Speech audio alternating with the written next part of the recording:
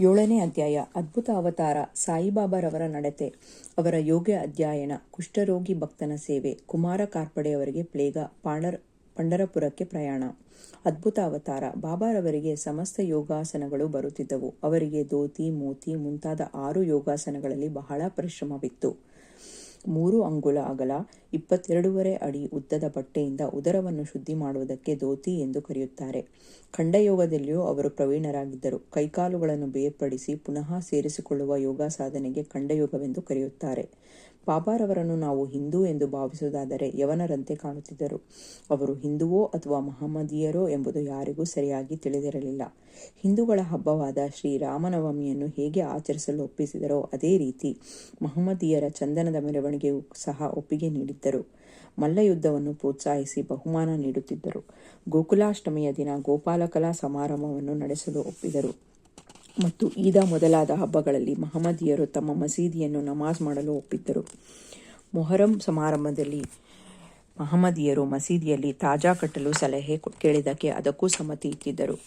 ನಾವು ಅವರನ್ನು ಮಹಮ್ಮದೀಯರೆಂದು ಕರೆಯುವುದಾದರೆ ಅವರು ಕಿವಿಗಳನ್ನು ಚುಚ್ಚಿಸಿಕೊಂಡಿದ್ದರು. ಹಿಂದೂ ಎಂದು ಕರೆಯುವುದಾದರೆ ಅವರು ಯಾವಾಗಲೂ ಮಸೀದಿಯಲ್ಲಿ ವಾಸವಾಗುತ್ತಿದ್ದರು. ಮಹಮ್ಮದೀಯರು ನೆನುವಾದರೆ ಮಹಮ್ಮದೀಯ ಸಂಪ್ರದಾಯಕ್ಕೆ ವಿರುದ್ಧವಾಗಿ ಯಾವಾಗಲೂ ಪವಿತ್ರ ದುನಿಯಲ್ಲಿ ಅಗ್ನಿ ಉರಿಸುತ್ತಿದ್ದರು. ಶಂಖ ಊದುವುದು, ಗಂಟೆ ಬಾರಿಸುವುದು, ಭಜನೆ ಮಾಡುವುದು, ಅಗ್ನಿಕುಂಡದಲ್ಲಿ ಹೋಮ, ಅನ್ನ, ಅರ್ಘ್ಯ ಬಿಡುವುದು ಇವೇ ಮೊದಲಾದ ಆಚರಣೆಗಳು ಅವರಲ್ಲಿದ್ದವು. ಮಹಮ್ಮದೀಯರೆನ್ನುವುದಾದರೆ ಅನೇಕ ಬ್ರಾಹ್ಮಣರು, ಅಗ್ನಿಹೋತ್ರರು ಮತ್ತು ತಮ್ಮ ಆಚಾರವನ್ನು ಬದಿಗಿಟ್ಟು ಅವರ ಪಾದ ಸೇವೆ ಮಾಡುತ್ತಿದ್ದರು. ಅವರನ್ನು ಪ್ರಶ್ನಿಸಲು ಹೋದಲು ಕೆಲವರು ಮೂಕರಂತೆ ನಿಂತು ಬಿಡುತ್ತಿದ್ದರು. ಅವರ ದರ್ಶನದಿಂದ ದಿಗ್ಭ್ರಾಂತರಾಗುತ್ತಿದ್ದರು. ಆದುದರಿಂದ ಶ್ರೀ ಸಾಯಿಬಾಬಾರವರು ಹಿಂದುವೋ ಅಥವಾ ಮಹಮ್ಮದೀಯರೋ ಎಂಬುದನ್ನು ಖಂಡಿತವಾಗಿ ನಿರ್ಧರಿಸಲು ಸಾಧ್ಯವೇ ಇಲ್ಲ. ಪರಮಾತ್ಮನಲ್ಲಿ ಐಕ್ಯರಾದ ಬಾಬಾ ಅವರಿಗೆ ಜಾತಿ ಮತದ ಭೇದ ಭಾವ ಇರಲಿಲ್ಲ. ಸರ್ವಮತದವರನ್ನು, ಸಕಲ ಚರಾಚರಗಳನ್ನು ಅವರು ಒಂದೇ ಎಂದು ಭಾವಿಸಿದ್ದರು. ಇಂತಹ ಒಂದು ಉದಾತ್ತವಾದ, ಏಕೈಕವಾದ, ಅತ್ಯಾಶ್ಚರ್ಯವಾದ ಅವತಾರ ಪುರುಷರು ಶ್ರೀ ಸಾಯಿಬಾಬಾ. ಪೂರ್ವಜನ್ಮದ ಸುಕೃತ ಫಲದಿಂದ ಮಾತ್ರವೇ ನನಗೆ ಅವರ ಸೇವೆ ಮಾಡುವ ಯೋಗ ದೊರೆಯಿತು. ನನ್ನ ಆನಂದಕ್ಕೆ ಪಾರವೇ ಇರಲಿಲ್ಲ. ಬಾಬಾ ಅವರು ಅನಂತವಾದ ಆನಂದ ಸ್ಮೃತಿಯುಳ್ಳವರಾಗಿದ್ದರು. ಅವರ ಶ್ರೇಷ್ಠತೆಯನ್ನು ಮತ್ತು ಏಕೈಕ ಸ್ವಭಾವವನ್ನು ಪೂರ್ಣವಾಗಿ ವರ್ಣಿಸಲು ಸಾಧ್ಯವೇ ಇಲ್ಲ. ಅನೇಕ ಸಾಧು ಸಂತರುಗಳು ಮೋಕ್ಷ ಮಾರ್ಗದ ಮರ್ಮವನ್ನು ತಿಳಿಯಲು ಬಾಬಾರವರ ಕಡೆಗೆ ಬರುತ್ತಿದ್ದರು. ಅವು ಸರ್ವರೊಡನೆಯೂ ಕಲೆತು ಸಂಭಾಷಣೆ ಮಾಡಿ ಸೂಕ್ತ ರೀತಿಯ ಸಲಹೆಗಳನ್ನು ನೀಡುತ್ತಿದ್ದರು. ಯಾವಾಗಲೂ ದೇವರು ದೊಡ್ಡವನು ಎಂದು ಹೇಳುತ್ತಿದ್ದರು. ಶ್ರೀಮಂತನಾಗಲಿ ಬಡವನಾಗಲಿ ಎಲ್ಲರಿಗೂ ಒಂದೇ ಥರದ ಮರ್ಯಾದೆ ಸಲ್ಲುತ್ತಿತ್ತು. ಅವರಿಗೆ ಪ್ರಪಂಚದ ಆಗುಹೋಗುಗಳೆಲ್ಲವೂ ತಿಳಿದಿದ್ದವು. ಅವರು ಜ್ಞಾನದ ಗಣಿಯಾಗಿದ್ದರು, ಆದರೂ ಏನೂ ತಿಳಿಯದಂತೆ ಕಾಣುತ್ತಿದ್ದರು. ಮನುಷ್ಯ ರೂಪಿಗಳಾಗಿದ್ದರೂ ಅವರ ಕೆಲಸಗಳಲ್ಲಿ ದೈವಿಕತೆ ತುಂಬಿತ್ತು. ಸರ್ವರೂ ಅವರನ್ನು ದೇವರಂತೆ ಭಾವಿಸಿದ್ದರು. ಸಾಯಿಬಾಬಾ ಅವರ ಆಚರಣೆ. ಬಾಬಾರವರು ಶಿರ್ಡಿಯಲ್ಲಿಯ ಸಮಸ್ತ ದೇವಾಲಯಗಳನ್ನು ದುರಸ್ತಿಪಡಿಸಿದರು. ತಾತ್ಯಾ ಪಾಟೀಲರ ಮೂಲಕ ಶನಿ, ಗಣಪತಿ, ಶಂಕರ ಪಾರ್ವತಿ, ಗ್ರಾಮ ದೇವತೆ, ಮಾರುತಿ ಮುಂತಾದ ದೇವಾಲಯಗಳನ್ನು ದುರಸ್ತಿಪಡಿಸಿದರು.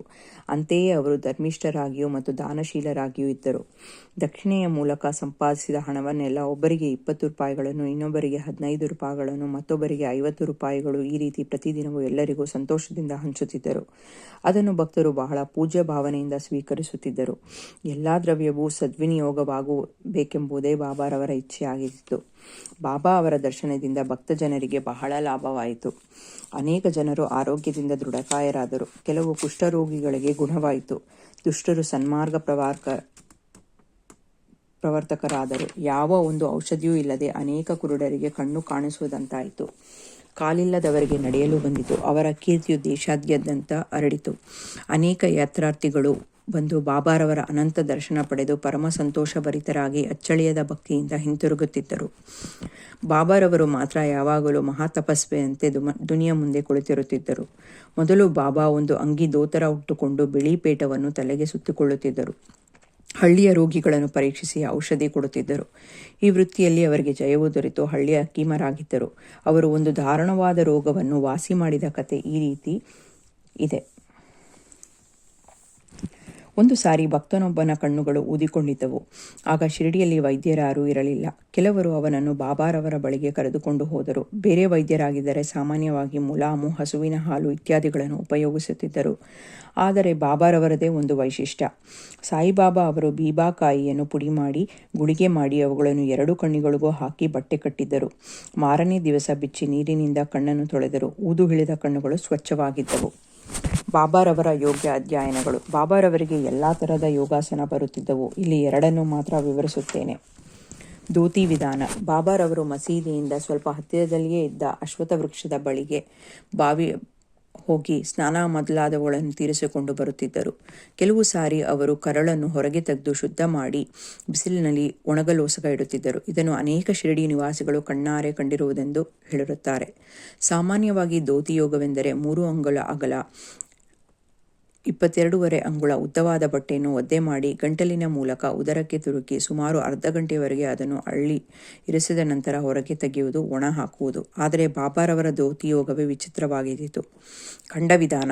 ಈ ಯೋಗ ಸಾಧನೆಯಲ್ಲಿ ಬಾಬಾರವರು ಕೈಕಾಲುಗಳನ್ನು ದೇಹದಿಂದ ಬೇರ್ಪಡಿಸಿ ಬೇರೆ ಬೇರೆ ಕಡೆಗೆ ಇಡುತ್ತಿದ್ದರು.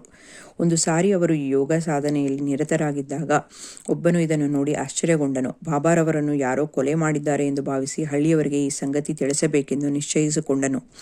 ನಂತರ ಈ ವಿಷಯವನ್ನು ತಿಳಿಸಿದರೆ ತನ್ನ ಮೇಲೆ ಅಪವಾದ ಬರುವುದು ಎಂದು ಭಾವಿಸಿ ಭೀತಿಯಿಂದ ಸುಮ್ಮನಾದನು.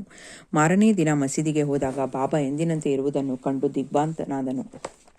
ಬಾಬಾರವರು ಚಿಕ್ಕಂದಿನಿಂದಲೇ ಈ ತರಹದ ಯೋಗಾಭ್ಯಾಸವನ್ನು ಮಾಡುತ್ತಿದ್ದರು. ಅವರು ಇಷ್ಟೊಂದು ಪ್ರಾವೀಣ್ಯತೆಯನ್ನು ಹೇಗೆ ಸಂಪಾದಿಸಿರೆಂಬುದು ಯಾರಿಗೂ ತಿಳಿಯದ ವಿಷಯ. ಅವರು ರೋಗಗಳನ್ನು ಗುಣಪಡಿಸುವುದಕ್ಕೆ ಯಾವುದೊಂದು ಪ್ರತಿಫಲವನ್ನು ಪಡೆಯುತ್ತಿರಲಿಲ್ಲ. ಹೀಗಾಗಿ ಅವರು ಬಹಳ ಜನಪ್ರಿಯರಾದರು. ಯಾವಾಗಲೂ ಜನಸೇವೆಯಲ್ಲಿ ನಿರತರಾಗಿದ್ದರು. ಈ ಕೆಳಗಿನ ಕಥೆಯಿಂದ ಬಾಬಾರವರ ಸರ್ವಜ್ಞತೆ ಮತ್ತು ದಯೆ ವೇದ್ಯವಾಗುತ್ತದೆ. ಸರ್ವಜ್ಞ ಮತ್ತು ದಯೆ. ಅಂದು ದೀಪಾವಳಿ ಹಬ್ಬ. ಬಾಬಾರವರು ಎಂದಿನಂತೆ ದುನಿಯ ಮುಂದೆ ಕುಳಿತು ಕಾಯಿಸಿಕೊಳ್ಳುತ್ತಿದ್ದರು. ದುನಿಯಲ್ಲಿ ಅಗ್ನಿದೇವನು ಕಾಂತಿಯುತವಾಗಿ ಬೆಳಕುತ್ತಿದ್ದನು. ಕಾಷ್ಟ್ಯವನ್ನು ದುನಿಯಲ್ಲಿ ಹಾಕುತ್ತಾ ತಮ್ಮ ಕೈಗಳನ್ನು ಸಹ ಅಗ್ನಿಯಲ್ಲಿಟ್ಟರು. ಆಗ ಬಾಬಾರವರು ತೋಳೆಲ್ಲವೂ ಸುಟ್ಟು ಗಾಯವಾಯಿತು.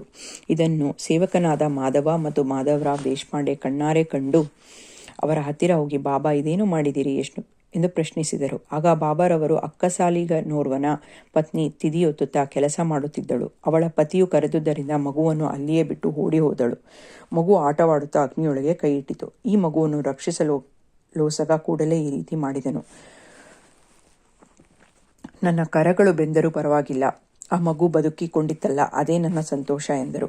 ಕುಷ್ಠಭಕ್ತನ ಸೇವೆ. ಬಾಬಾರವರು ಕೈ ಸುಟ್ಟುಕೊಂಡ ಘಟನೆ ನಡೆದ ಕೂಡಲೇ ಮಾಧವರಾವ್ ದೇಶಪಾಂಡೆ ಮತ್ತು ನಾನಾ ಸಾಹೇಬ ಚಂದೋರ್ಕರ್ ಅವರು ಮುಂಬಯಿಯ ಪ್ರಸಿದ್ಧ ವೈದ್ಯರಾದ ಶ್ರೀ ಪರಮಾನಂದರವರಿಂದ ಅವರನ್ನು ಚಿಕಿತ್ಸೆ ಮಾಡಿಸಿಕೊಳ್ಳುವಂತೆ ಬೇಡಿದರು. ಆದರೆ ಅವರು ಅದಕ್ಕೆ ಸಮ್ಮತಿಸಲಿಲ್ಲ. ಕೈ ಸುಟ್ಟುಕೊಂಡಾಗಿನಿಂದ ಕುಷ್ಠರೋಗಿಯಾದ ಬಾಗೋಜಿ ಸಿಂಧೆ ಅವರೇ ಅವರ ಉಪಚಾರ ಮಾಡುತ್ತಿದ್ದರು. ಅವರು ಪ್ರತಿದಿನವೂ ದಹಿಸಲ್ಪಟ್ಟ ಜಾಗಕ್ಕೆ ತುಪ್ಪವನ್ನು ಸವರಿ ನೀವಿ ಅದರ ಮೇಲೆ ಹಸಿರು ಎಲೆ ಇಟ್ಟು ಬಟ್ಟೆ ಕಟ್ಟುತ್ತಿದ್ದರು. ನಾನಾ ಸಾಹೇಬ ಚಂದೋರ್ಕರ ಮತ್ತು ಡಾಕ್ಟರ್ ಪರಮಾನಂದ ಅವರು ಎಷ್ಟು ಸಾರಿ ವಿನಂತಿಸಿದರೂ ಬಾಬಾ ಚಿಕಿತ್ಸೆಗೆ ಸಮ್ಮತಿಸಲೇ ಇಲ್ಲ. ಪ್ರತಿದಿನವೂ ಬಾಗೋಜಿಯವರೇ ಸೇವೆ ಮಾಡುತ್ತಿದ್ದರು. ಸ್ವಲ್ಪ ದಿನಗಳ ನಂತರ ಬಾಬಾರವರ ಸಮಾಧಿಯ ತನಕ ಬಾಗೋಜಿಯವರೇ ತೋಳುಗಳಿಗೆ ತುಪ್ಪ ಸವರಿ ನೀವುತ್ತಿದ್ದರು. ಬಾಬಾ ಅವರು ಸ್ವಯಂ ಸಿದ್ಧರಾಗಿದ್ದರು. ಬಾಗೋಜಿಯವರ ಮೇಲಿನ ಮಮತೆಯಿಂದ ಅವರ ಸೇವೆಯನ್ನು ಸ್ವೀಕರಿಸುತ್ತಿದ್ದರು. ಬಾಗೋಜಿಯವರು ಪೂರ್ವ ಜನ್ಮದಲ್ಲಿ ಪಾಪಿಷ್ಠರಾಗಿದ್ದರು. ಆದ್ದರಿಂದ ಅವರು ಕುಷ್ಠರೋಗಿಯಾಗಿದ್ದು. ಸಿಂಧೆ ಬಾಹ್ಯದಲ್ಲಿ ಜಿಗುಪ್ಸೆಯಿಂದಲೂ ಅಂತರಂಗದಲ್ಲಿ ಸಂತೋಷಭರಿತರಾಗಿದ್ದರು. ಬಾಬಾ ಅವರ ನಿತ್ಯ ಸೇವೆಯ ಅವಕಾಶ ದೊರಕಿದ್ದುದು ಅವರ ಅದೃಷ್ಟವೇ ಸರಿ. ಕುಮಾರ ಕಾರ್ಪಡೆ ಅವರಿಗೆ ಪ್ಲೇಗ. ಇದೊಂದು ಬಾಬಾರವರ ಅತ್ಯಾಶ್ಚರ್ಯವಾದ ಲೀಲೆ. ದಾದಾ ಸಾಹೇಬ ಅವರ ಧರ್ಮಪತ್ನಿ ಶ್ರೀಮತಿ ಕಾರ್ಪಡೆಯವರು ಕೆಲವು ದಿನಗಳ ಕಾಲ ತಮ್ಮ ಮಗನೊಂದಿಗೆ ಶಿರಡಿಯಲ್ಲಿ ತಂಗಿದ್ದರು. ಅವನಿಗೆ ಮೊದಮೊದಲು ಜ್ವರ ಬಂದು ಬಿಬೋನಿಕ್ ಪ್ಲೇಗ ಅಂಟಿಕೊಂಡಿತ್ತು. ತಾಯಿಯಾದ ಶ್ರೀಮತಿ ಕಾರ್ಪಡೆಯವರು ಬಹಳ ಹೆದರಿಕೊಂಡು ಕಂಗೆಟ್ಟರು. ಅವರಿಗೆ ಅಮರಾವತಿಗೆ ಹಿಂತಿರುಗಲೋಸಗ ಬಾಬಾರವರ ಅಪ್ಪಣೆ ಪಡೆಯಲು ಬಂದು ಈ ವಿಷಯವನ್ನು ತಿಳಿಸಿದರು. ಆಗ ಬಾಬಾರವರು ದಯಪೂರಿತ ದೃಷ್ಟಿಯಿಂದ ಮೃದುವಾಗಿ, ಗಗನವನ್ನು ಕಾರ್ಮೋಡವು ಆವರಿಸಿಕೊಂಡಿದೆ, ಆದರೆ ಅದು ಹಾಗೇ ಇರಲಾರದು.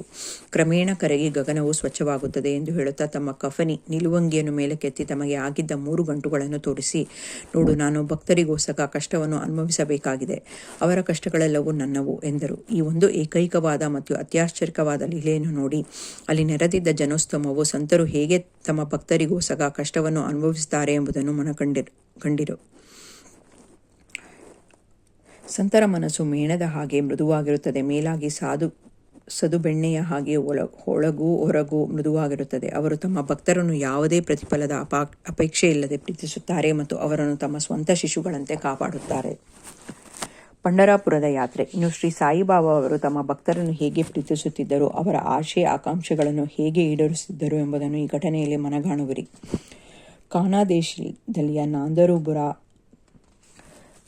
ದೇಶದಲ್ಲಿಯ ನಾಂದೂರುಬಾರದ ಮಾಮಲೆದಾರರಾದ ಶ್ರೀ ನಾನಾ ಸಾಹೇಬ ಚಂದೋರಕರ ಬಾಬಾ ಅವರ ಪರಮ ಭಕ್ತರು. ಅವರಿಗೆ ಪಂಢರಾಪುರಕ್ಕೆ ವರ್ಗವಾದ ಹುಕುಂ ಬಂದಿತು. ನಿಜವಾಗಿಯೂ ಭಕ್ತನ ಅಪರಿಮಿತವಾದ ಭಕ್ತಿಗೆ ಬಾಬಾ ಮೆಚ್ಚಿದವರಷ್ಟೇ. ಏಕೆಂದರೆ ಭೂವೈಕುಂಠವಾದ ಪಂಢರಾಪುರದಲ್ಲಿ ನೆಲೆಸಲು ಸಿಕ್ಕಿದ ಅವಕಾಶಕ್ಕಿಂತ ಮಿಗಿಲಾದುದು ಏನಿದೆ. ಅವರು ತಕ್ಷಣದಲ್ಲಿಯೇ ಕೆಲಸದ ಪರಭಾರೆ ವಹಿಸಬೇಕಾದುದರಿಂದ ಕೂಡಲೇ ಪ್ರಯಾಣ ಬೆಳೆಸಿದರು. ಶಿರಡಿಗೆ ಸಮಾಚಾರ ತಿಳಿಸಲಿಲ್ಲ. ಅವರು ಯಾರಿಗೂ ತಿಳಿಯದಂತೆ ತಕ್ಷಣವೇ ಶಿರಡಿಗೆ ಸಮಾಚಾರ ತಿಳಿಸಲಿಲ್ಲ.